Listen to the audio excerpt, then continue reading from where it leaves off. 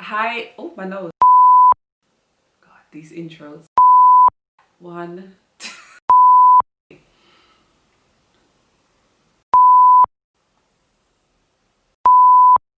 I can't say consider subscribing.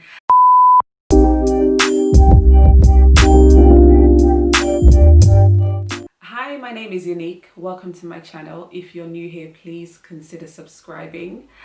Thank you so much for clicking onto this video. So in today's video, I want to talk about my eBay store and how I'm pulling in approximately £20,000. Now, this is an approximation, okay? This is calculated on a 12-month basis. So these are figures you can see on your eBay store. So far, I'm averaging about, for the last 12 months, how much does it say? It's about 18,000. I rounded that up to 20K just so that it's easier on the eye. And also for the next 2 months, I'm sure I'll average 20K because I average at least 2 to 3K a month, and there's 2 more months left in Q4. So I'm pretty sure I'll make that target.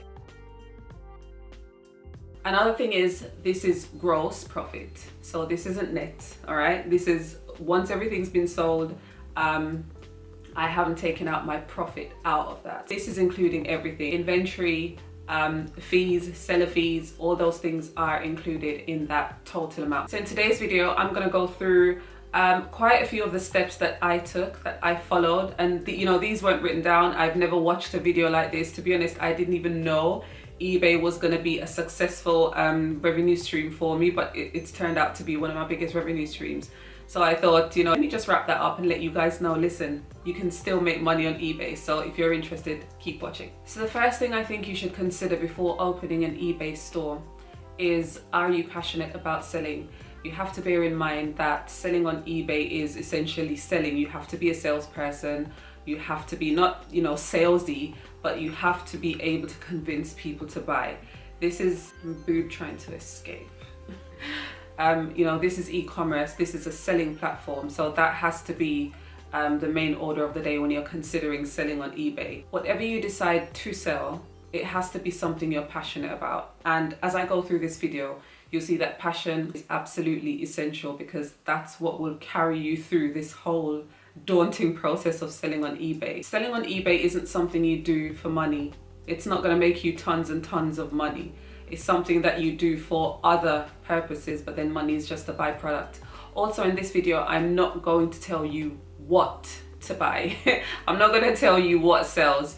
This is just about how I was able to get sales, not essentially, this is a hot set thing. This is not that kind of video where I tell you what's hot and, that kind of stuff. The aim is just to take you through the strategy of selling on eBay, because it is strategic.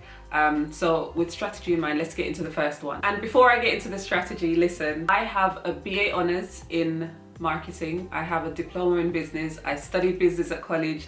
I've got 10 years experience in marketing and business. So I think to be successful in business, which is what eBay is, and selling, you have to kind of either have the passion, or you have the expertise, or you have the background in it. Those two things are going to serve you well. So you don't necessarily have to be qualified. Obviously, it's eBay, come on. But like I said, this is selling. This is selling, and it's strategic. So let's get into the strategy. So my first suggestion is that you choose to operate using a niche marketing strategy. So definitely enter eBay using a niche concept. So if you go down the bread aisle, for example, there's lots of bread, right? Take for example, I'm in the UK. Value bread, Tesco value bread, that's mass marketing, it's just bread. Your niche marketing would be gluten-free bread, seeded bread, yeast-free bread, those are niches. So I would suggest that you employ a similar strategy on eBay. eBay is very competitive. For you just to compete on price, you won't be competitive. Because eBay's too much of a big platform in order for you to be price competitive alone. And as a new seller, you won't be able to be price competitive anyway unless you've got loads of cash, and I'll go through reasons why down the line in the video. But definitely pick up on a niche strategy. Find a niche that you are passionate about, or you have knowledge about. Some kind of affinity, yeah. Some kind of affinity is there for products in that niche. So I only operate in health and maternity, baby wear. That's it. That's my niche. For personal reasons, like I said in my previous videos, I am here to serve. I'm here to heal the planet. I'm here to do that line of work. So for me to do anything else, I just won't have the passion for it. You don't have to be in love with the product. And as I mentioned before, and as I go through the video, you're gonna need passion to carry you through the sales process. So pick products you like, or at least have a lot of knowledge about. Okay, so now let's get into your competitive strategy. So this is where you have your point of differentiation. So this is your differentiation strategy, basically.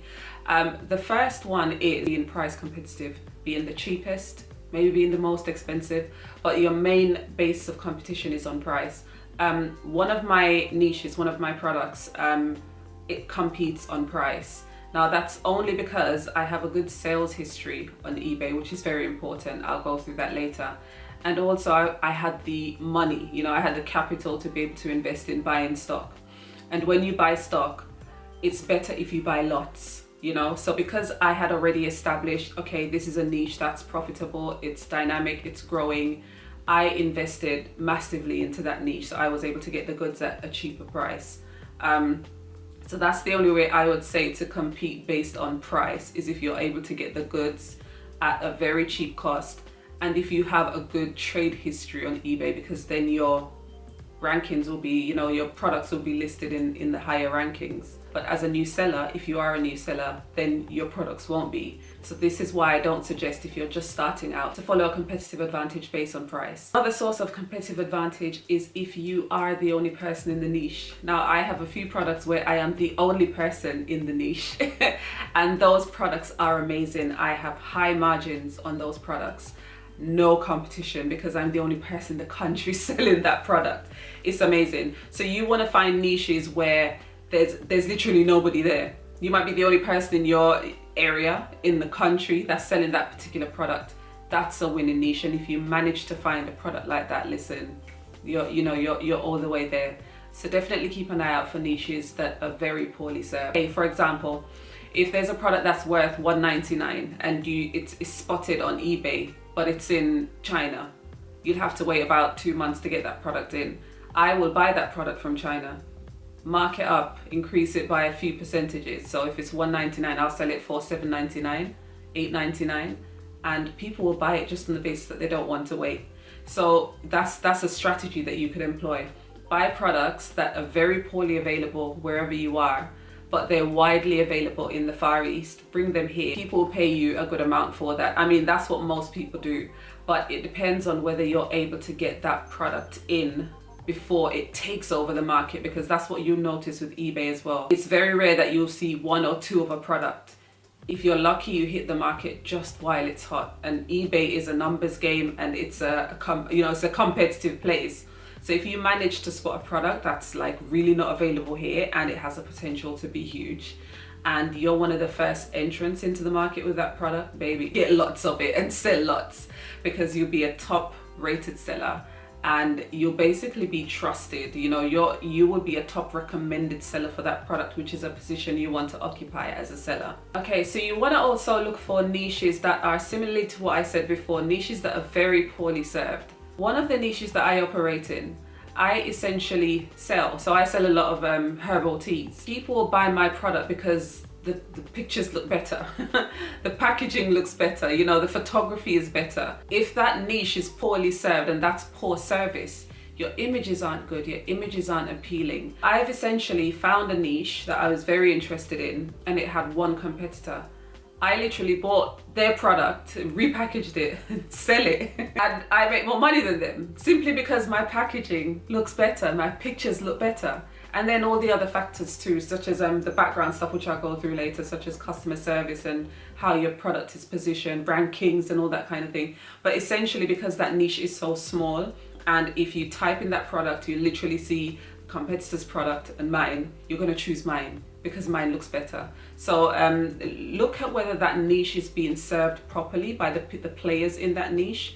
And if it's not, then that's a chance for you to get your foot in the door. Another thing to think about is, and it's similar to what I said before with the example of a herbal line that I offer, I basically took their product, repackaged it, but also their product was only available, their teas. So they were only available like in a 10 gram pack.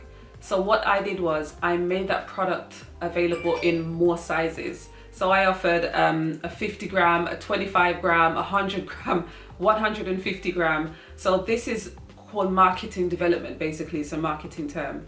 So you're basically widening the market. You're making that one product more available to different kinds of uses.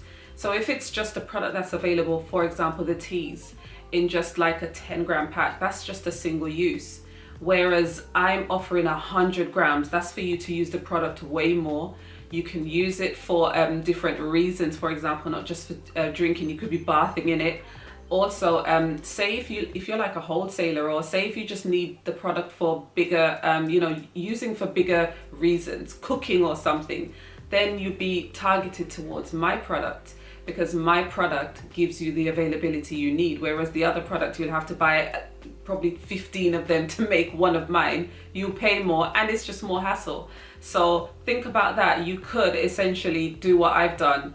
Just offer the product in a bigger size, a smaller size, something that the market isn't doing, which serves your customer and the market isn't at the moment. So one of the most important strategies is going to be your pricing strategy. Are you going to be profitable? These are things that I would say to work out before you even touch a product, before you even launch a product, before you do anything on eBay. Am I going to be profitable? Now, all of these things that I've said before, we haven't launched a product yet. We haven't done anything, because that's the research you need to do before launching a product. And we're still in the research phase now.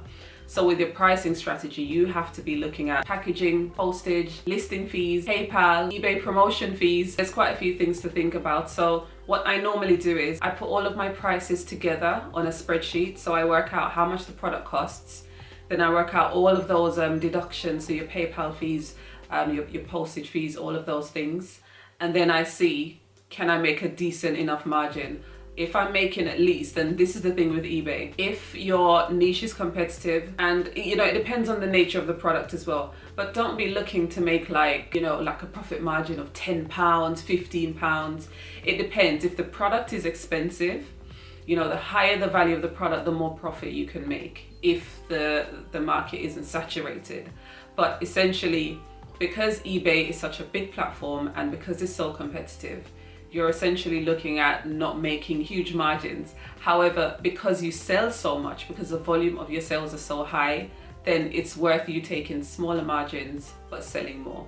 So before you decide to launch anything, before you decide to order any products in, work out your prices. Like I said before, going through the steps, look at your source of competitive advantage. Are you passionate?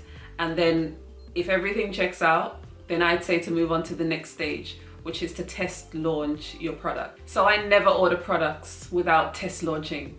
That's what I did when I was a brand new eBay seller. I ordered products and I thought, okay, yes, I did some market research. I thought, okay, I can get the products in quite cheaply. But what I didn't do was I didn't do my pricing properly. I didn't work out my package costs and stuff like that. And then I've still got those products. It's taken me, because I've only been on eBay for about a year or so, it's taken me a year to shift those products. And that's what you don't want to happen. By not getting your pricing and your positioning strategy right, then you're going to end up with dead stock, essentially, stock that doesn't move. So you minimize this by doing a test launch strategy. So this is how I test launch. I ascertain whether I'm going to be profitable, so I do all my calculations. Then I look at my previous steps, like I mentioned. Am I going to be competitive? Do I have a good source of competitive advantage? And if everything checks out, this is naughty, but what I do is I essentially put a product picture up, because you have to remember, eBay is a virtual store. Nothing is real, okay, until you get the product. So you can essentially list products that you ain't even got. So this is my test launch strategy if I'm uncertain about a product. If I know, like I've got products coming in next week, I know they're gonna sell because I have absolutely no competition. So I'm willing to just wing it with those products to see. And I'm really convicted by them. I really want them to sell. So if that's the case, and you don't mind, taking a hit, you don't mind it taking ages to sell, then you definitely can just bring products out. However, if you don't want your money tied up in stock, you definitely need to test launch. So as I was saying, I list the product, I put the pictures up, I put all the information up, I put the prices up, I make it look like this is the product you can buy. And what I do is, because on the back end of eBay, on the app's very good. It tells you how much that product is being viewed. Now, I've done this successfully, and eBay will cry if they hear me saying this, but I've done this successfully like 80% of the times, 85, 90% of the times. That other 10% is when that niche, right, or that avenue that you're pursuing is so profitable that you put up that pretend, fake product, somebody buys it. That's happened to me twice. And this is, before I understood how eBay works. I had to refund them their money. I had to, and these things affect your ability to sell. So it's a very risky strategy. I do it, but what I do is I watch that product. As soon as I put it up, I'm watching it. If I get lots of views in, say, about half an hour, then I just delete it. I know, okay, this product has the potential to do well. That's all I need. Another way that I test as well, so this is following on from that step. So I would have done the virtual testing. If it looks good, I'm gonna order products in, but I'm not ordering a lot. And this is common sense. I literally order a few, it depends on how long it takes to come as well. So if I basically, and I'll go through this later, I sell products from all over the world. So if the product is coming from China, that's automatically about 2 months. So if it's gonna take a long time to come in, I will take that hit. I will say, okay, it's gonna take 2 months. I need at least 2 months worth of stock if it's gonna sell okay. So I will make an order. It might take a particular product I was selling. When I first trialed it, took about 5 months to sell. And then the market picked up. So it depends on how much you have to invest and how much is at stake. If you have money to play around with, then if you're ordering products from the Far East, order a few in, and if it doesn't matter so much that they don't sell, then you can do that. But yes, what I normally do is I just order a small amount in, and then based on those initial sales, then I'll go ahead and prove how this market functions or how this niche is operating. Then I'll place my bigger orders. So in my test launch stages, I don't order a lot. And secondly, my pricing. I price the product at break-even cost. So I either break even or I add just a small margin. Because when you order in large quantities, and that's what you're gonna do if you find a really good niche. Like the other day I had about 1,000 products come in from China because I had worked that niche. I understand it, I know it's profitable, I was selling in it for a while, so I said, okay, I can make a big order. That's when I make big orders, when the niche proves to be profitable. If you're not certain and you're going through the test launch phases, once you order that product in, you're only gonna be able to get cheap or lowered unit costs if you order a lot. So that's why when I price it on the basis that I'm going to be able to order bigger amounts in the future, and then my costs will come down. So if I only order for my test launch strategy, say 6 products, the unit cost, for example, might be £3.